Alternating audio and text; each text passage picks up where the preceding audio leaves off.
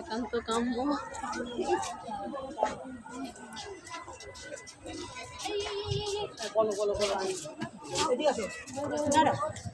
আমরা এখন কিসের ক্লাস শুরু হয়?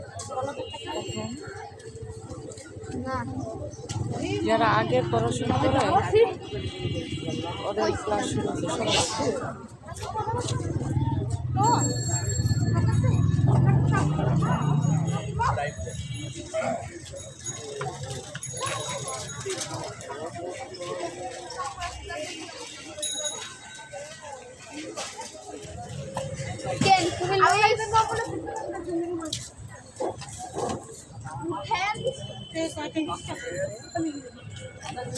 একটা লোককে দিচ্ছে উঠে নিচ্ছে কি উঠে নিয়েছে কি